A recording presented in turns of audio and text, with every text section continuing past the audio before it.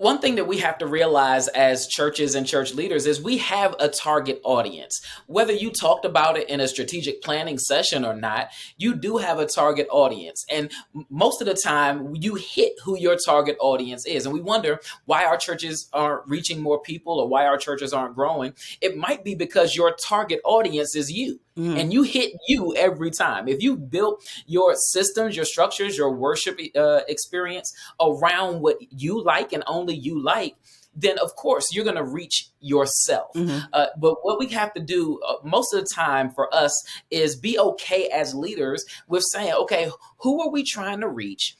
And am I willing to put my personal preferences aside for kingdom building purposes?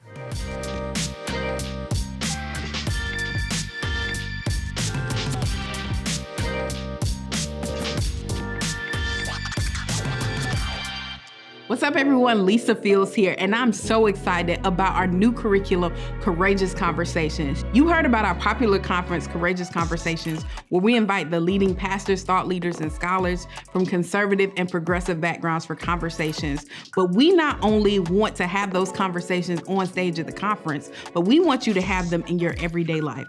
So we developed a curriculum for you to do just that. Courageous Conversations curriculum, the tools you need for the conversations and culture. You can get that today on Amazon or on our website at jude3project.org.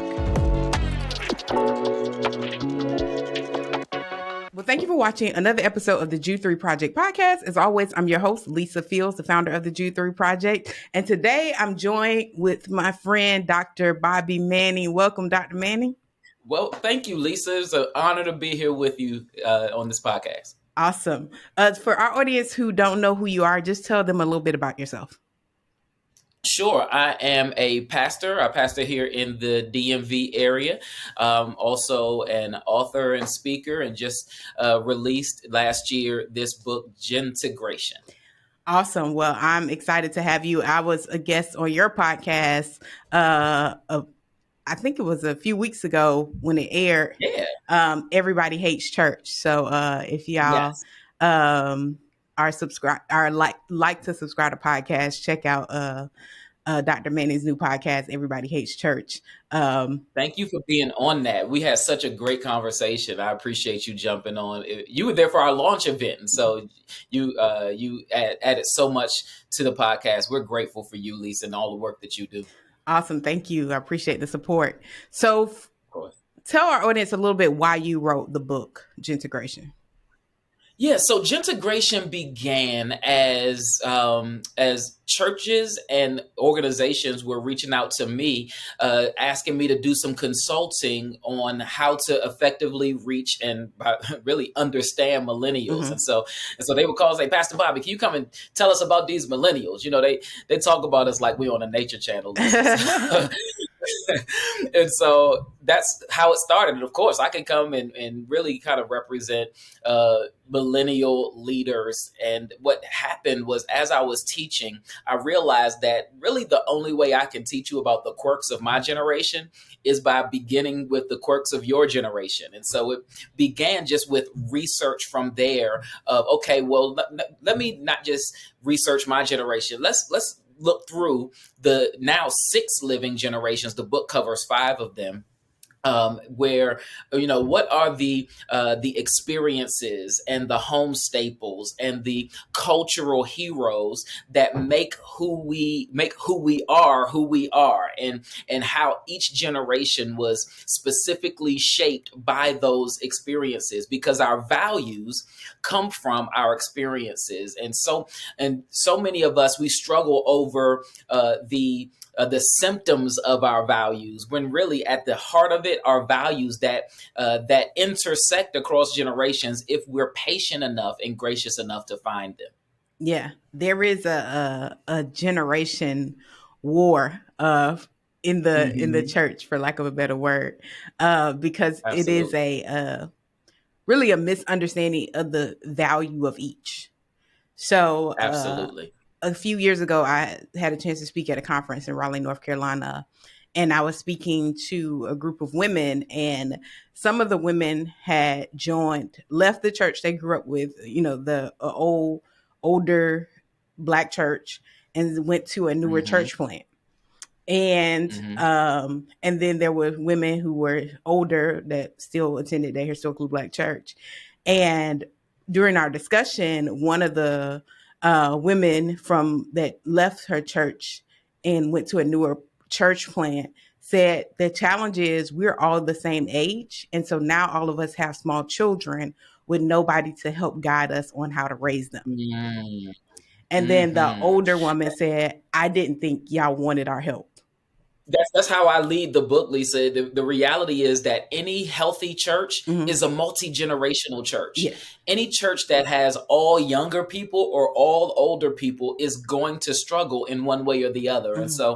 And so I make the claim in the book that any church with all older people will struggle with legacy and energy, right? Mm-hmm. The energy to do the work of the ministry, the legacy of who to pass it on. Mm-hmm. But any church that has all younger people will struggle with history, will struggle with currency, Mm-hmm. because by and large, it's our older generations that are the most faithful of the givers in our church. And so, what we need is the benefits of all of the generations. And yes, a lot of the older generations wondering, do they even want us? Do they need us? Are they looking for help and guidance from us? And I believe that the answer is absolutely yes. The problem is sometimes with the older generations, our older generations want things the way they want them. Mm-hmm. And their expectations is that we will learn, or younger generations will learn to like what they like because the way they like it is right. Mm-hmm. And a lot of that gets lost in the sauce, and we get mixed up. And so it's hard, but it's work that can be done if we find grace for one another. Yeah, it reminds me of I'm currently reading a book called Rocket Fuel, and it's about Mm-hmm. business. And it talks about each thriving business usually needs a visionary and an integrator. And Mm-hmm. they have to work together because the visionary has this clear vision but hates the actual integration to make the business function and work.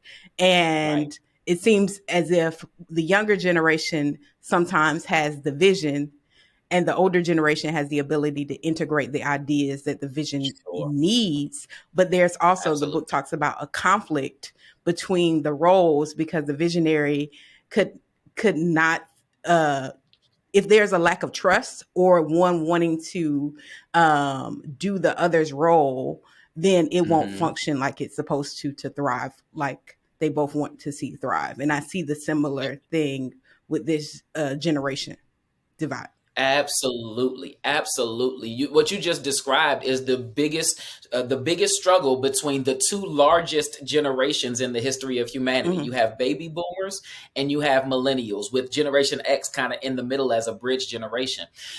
So, if you understand baby boomers, you understand that baby boomers was the generation that came. The dominant industry for baby boomers was corporate. Mm-hmm. They took off the overalls of the factory, put on the suits of the office, and it's the baby boomers, particularly in church, that added corporate structure to everything that their parents had set up in the church. And so it's the baby boomers that brought that corporate structure, those systems and Mm-hmm. structures that made our churches strong structurally and allowed for the mega church movement that happened during the baby boomers' lifetime.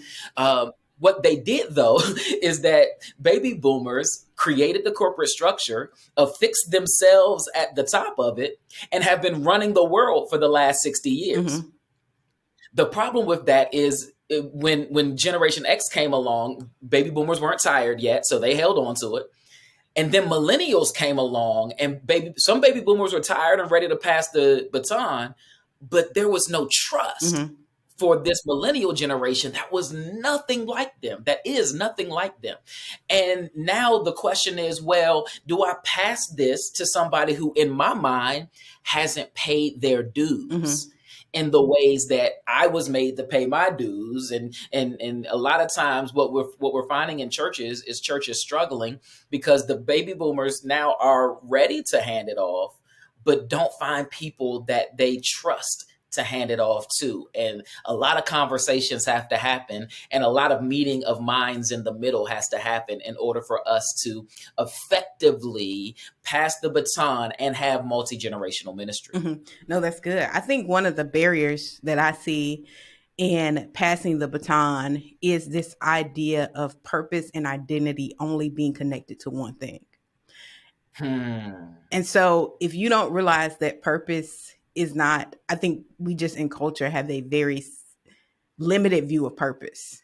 And if you think it's only connected to one job or one title that you hold, you may, and you then root your identity and connect it to that, you'll never be able to really release it.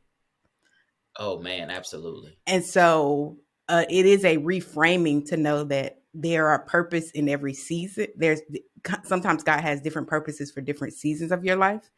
And if you don't connect your identity solely to that, you'll be able to keep it with an open hand. Do you see that? Absolutely, yes.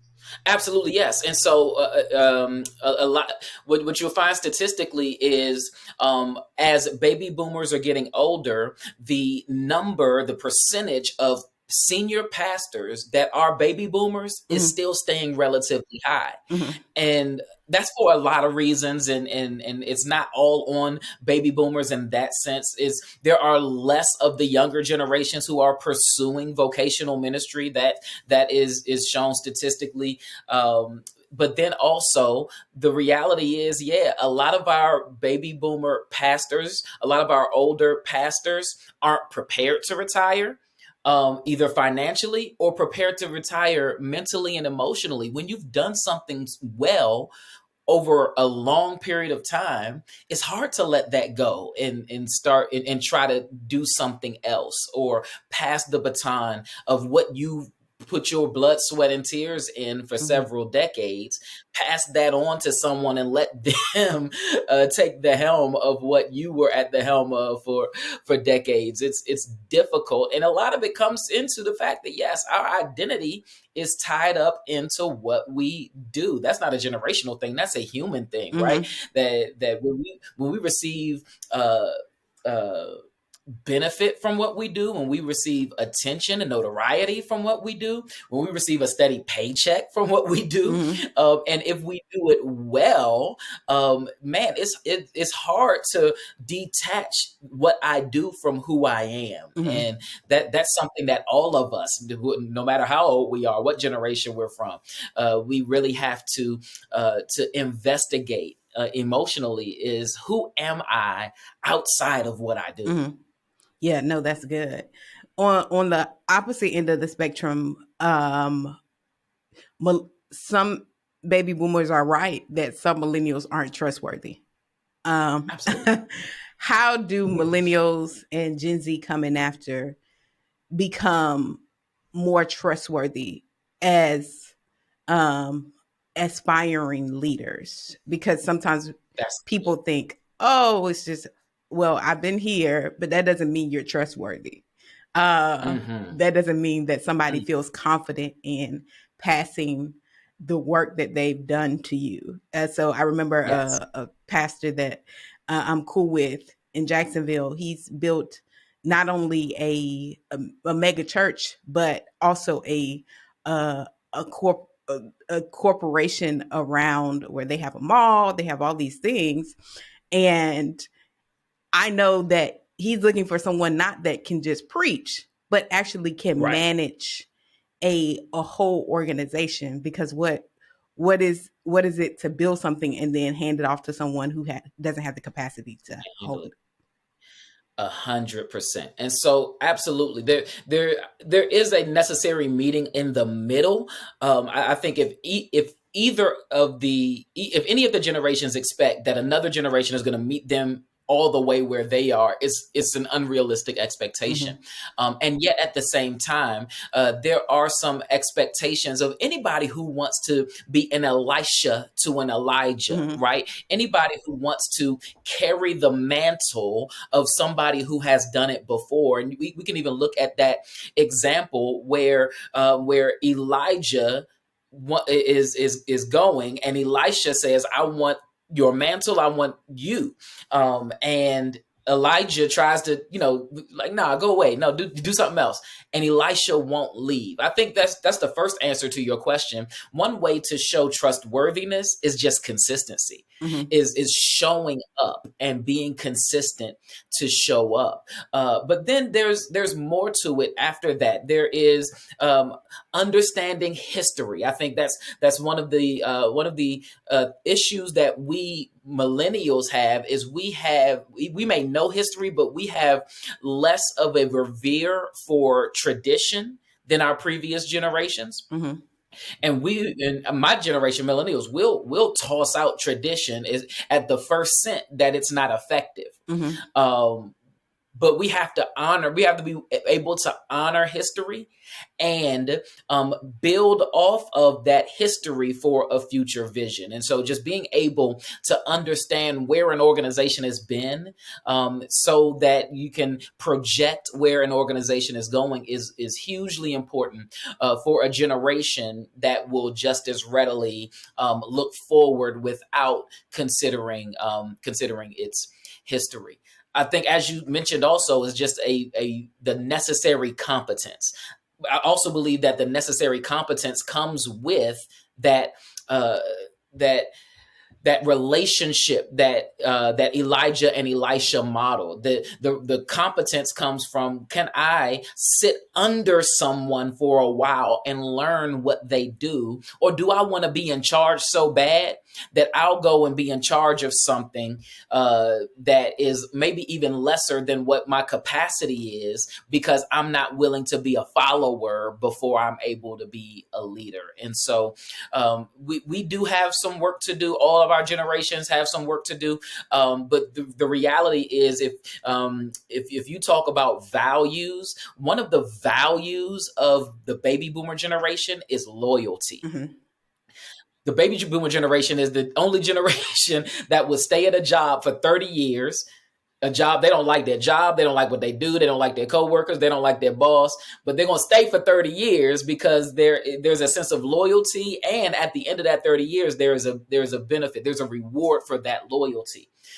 The generations coming behind, it's not that we're not loyal, it's just it's not a value in the same way that it is for baby boomers. But we have to show that we are willing to be consistent and stick around long enough to assuage a generation's expectation that if you want this, you have to show consistency and loyalty in order for us to pass this baton to you. Yeah, that's good. Yeah, that's good. I think that's so helpful. As you were talking about tradition and history, I thought of that G.K. Chesterton quote: "Before you remove a fence, ask why it was there in the first place." Mm-hmm. Because Absolutely. oftentimes we get so excited about our vision that we start removing fences and we don't realize that they were up for a reason. Absolutely. That they were load bearing walls, right? That we needed this. And you know what I found, even, pastoring for 12 years now to this point, I've learned that so much of what I want to do, there is fuel to that in our history. Mm-hmm. And so, even as I'm, at my church, First Baptist Church of District Heights, we rebranded. We call it the Heights now, and we've built and we've done some different things. Every time I needed to make a big move, whether it was a rebrand or hey, let's move to a different location or let's build something, there was something in our history from before I got there that allowed me to say, you know what, this isn't new. We've done this before. God has done this through our ministry before. It looks slightly different, but the move that we're trying to make in order to grow the kingdom Mm-hmm. is actually not new. And my older demographics appreciated that I knew the history, that I honored the history, and that I leveraged the history to be able to say, hey, we can do this because we've done it. Mm-hmm. We can do this because you did it before I even got here. And so having those kinds of conversations and understanding the history and knowing why the fences were built is so important for us as younger leaders trying to walk into a space of leadership in a manner where our older generations will be able to have the confidence to pass the baton to us. Mm-hmm. No, that's good. And also going back to what you said, like sitting under, being loyal to a space. I think one of the challenges that I see with millennials, Gen Z, or people is wounds that they have accrued throughout church and Sure. or family. So case in point, Mm-hmm. if you had trauma in your parental relationships and then you go to church and you're looking for quote unquote spiritual parents, the Mm-hmm. unprocessed trauma sometimes causes you to put too much weight on the Very much capacity so. of your leadership. They Very cannot much so. be who your birth parents are supposed to be because they have their actual birth children that they're Right. supposed to birth, that they're supposed to shepherd, and that's their job and responsibility to parent. There's a different weight of your pastor's weight he or she carries versus the weight your parents carry. And sometimes I Mm. see that some people have a hard time with not just pastoral leadership, but any other job leadership where people are in authority, because if they make one move, it's not just their one move, wrong move, but they've also conflated that with the traumas that they hold. And then they have a overreaction to the current Sure. moment because it's not just the current moment, it's the past.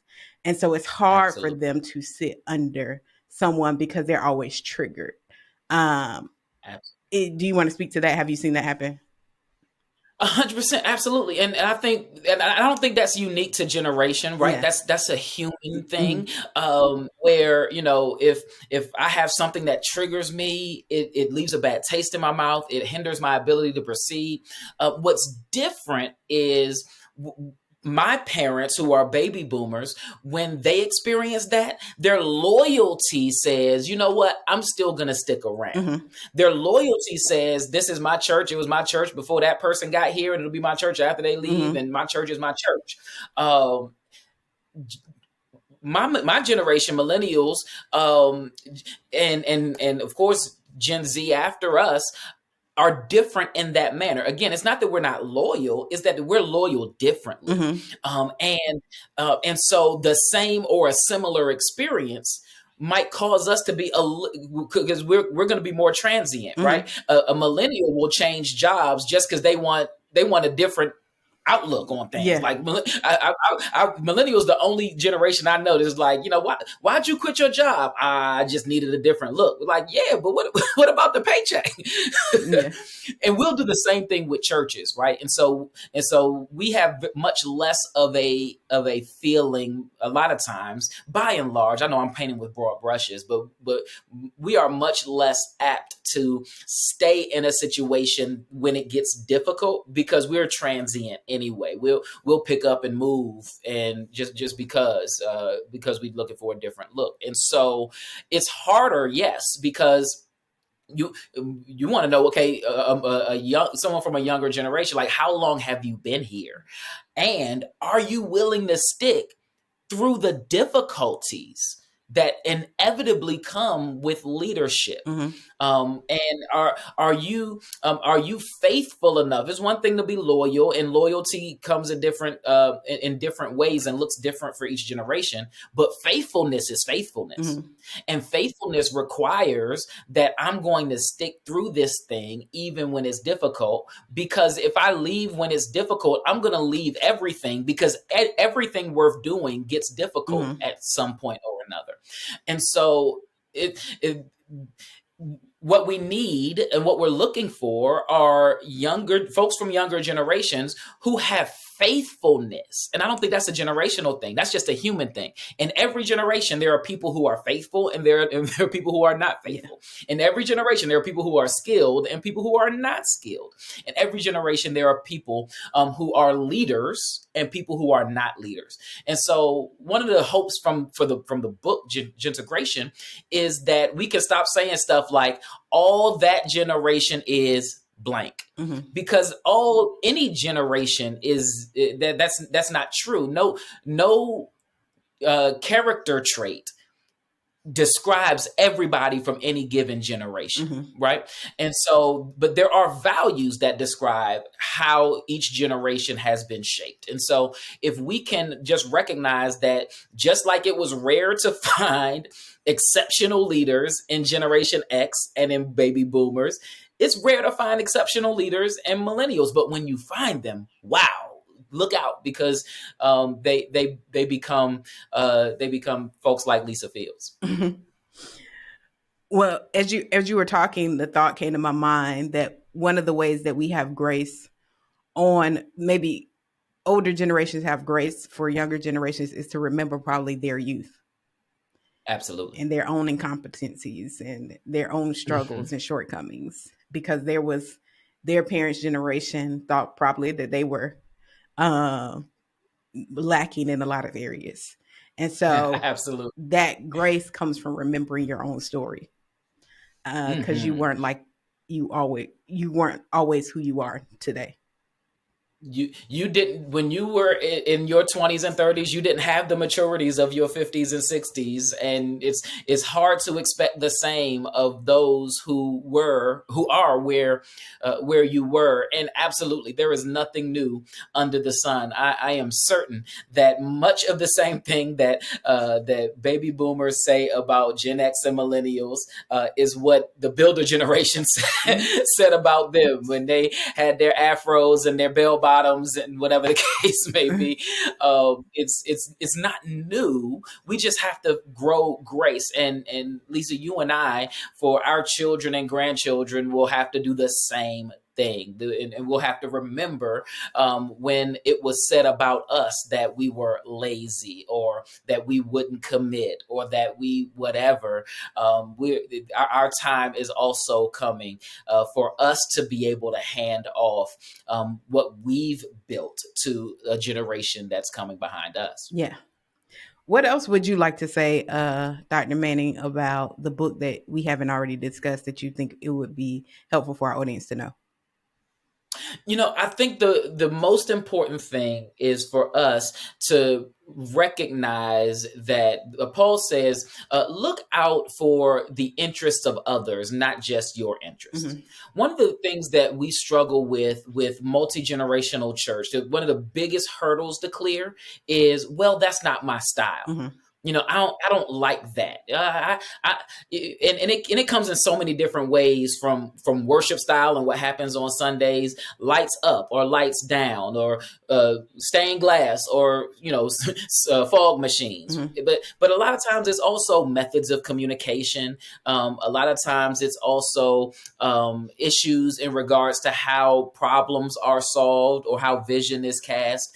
And a lot of times we get frustrated, no matter what the generation, because that's not how I would have done it.